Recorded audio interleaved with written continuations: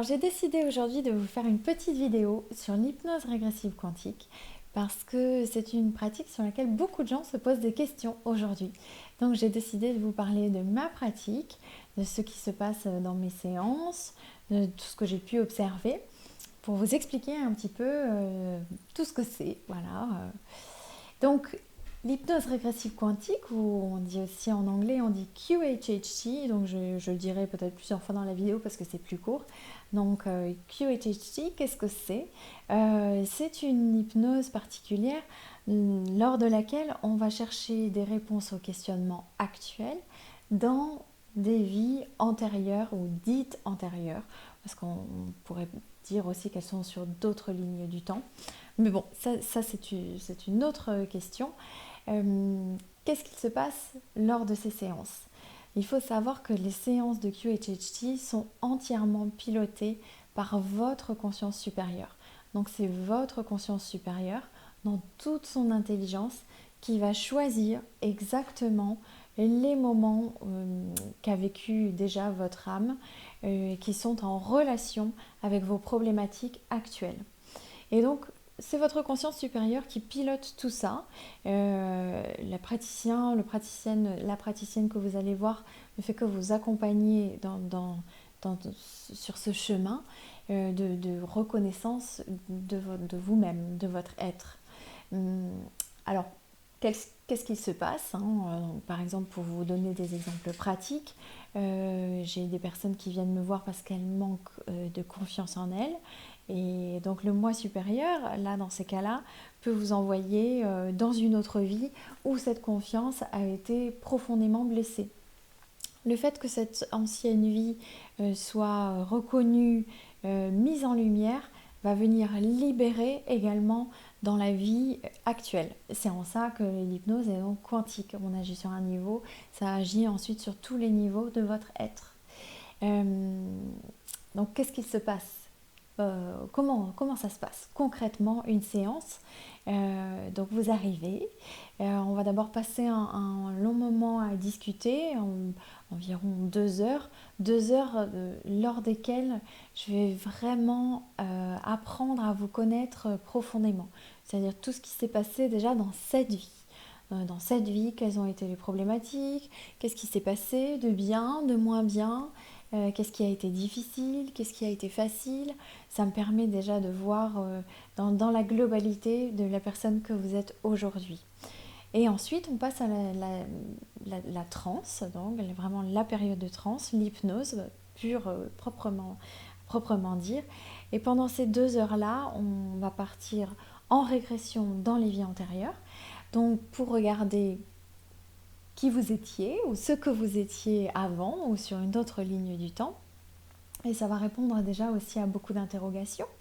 Et ensuite vient la partie très intéressante d'une hypnose QHHT, et c'est pour ça que beaucoup de gens veulent le faire, c'est la connexion avec le moi supérieur.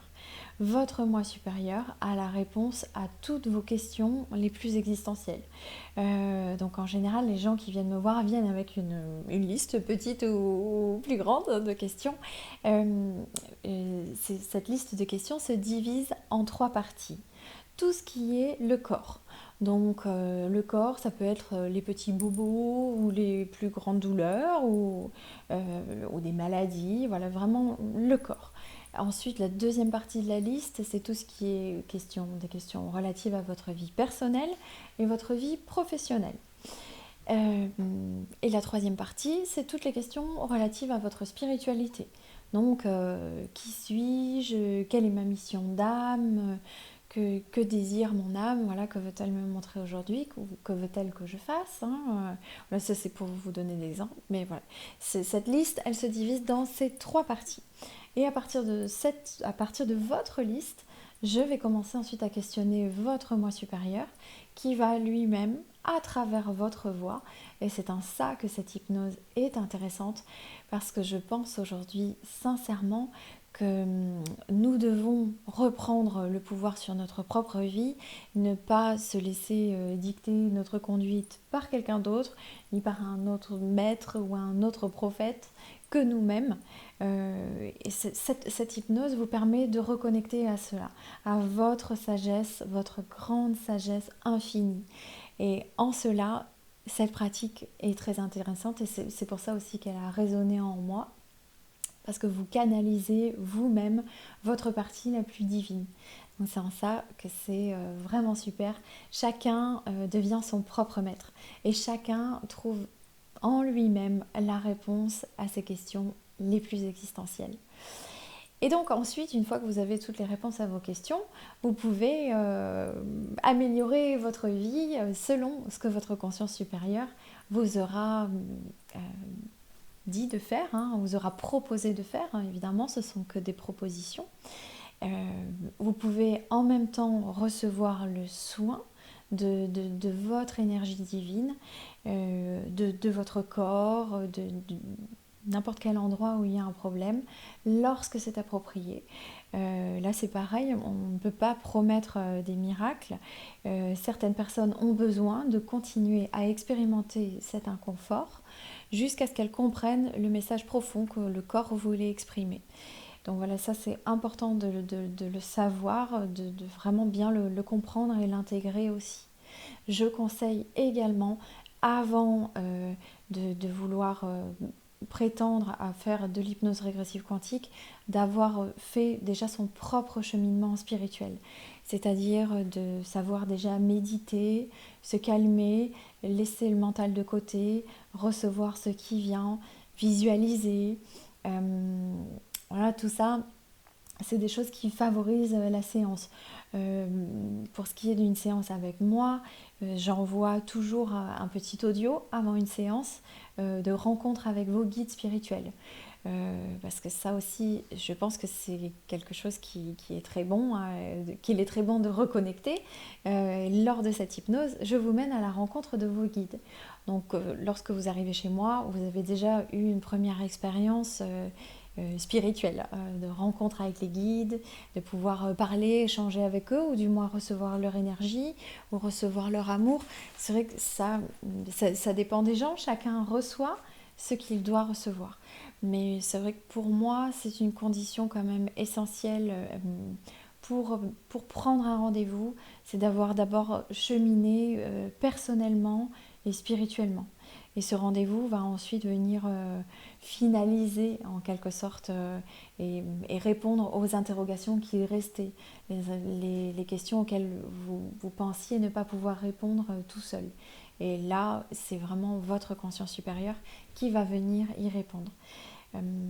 Voilà, et sinon, je peux vous donner des petits exemples de choses qui se sont passées lors de mes séances. Par exemple, une de mes clientes était venue me voir parce qu'elle manquait vraiment de confiance en elle. Elle réagissait très fort sur la blessure de rejet et la blessure d'abandon. Et il s'est trouvé, lorsqu'elle était en régression, elle est arrivée directement à la source, donc au moment où elle n'était pas encore séparée de la source, pas encore séparée du divin, et le divin lui a demandé de partir. Et elle en était restée là, enfin dans son inconscient, elle en était restée là, elle n'avait pas entendu ce que la source lui avait dit ensuite.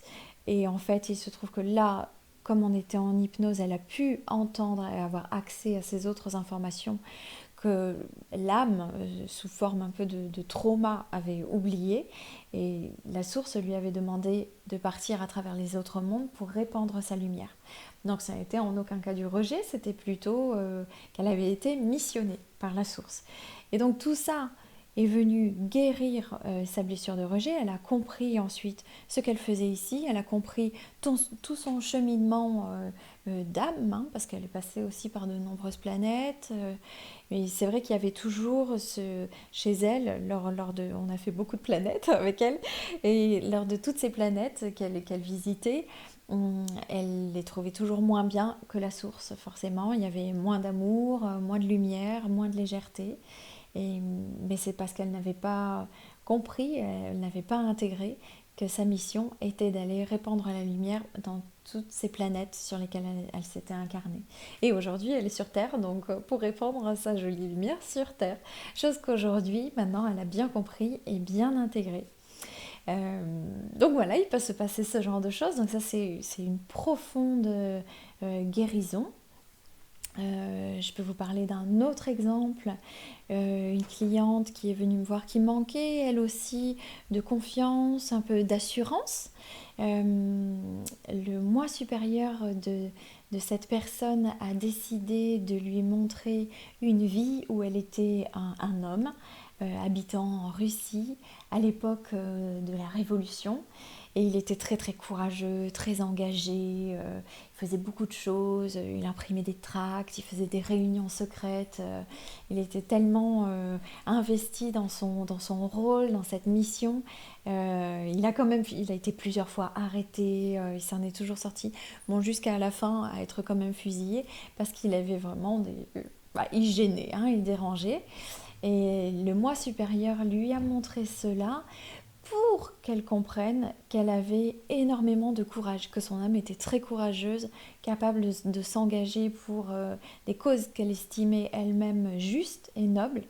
Donc son moi supérieur voulait lui rappeler cela, voulait lui rappeler ce courage.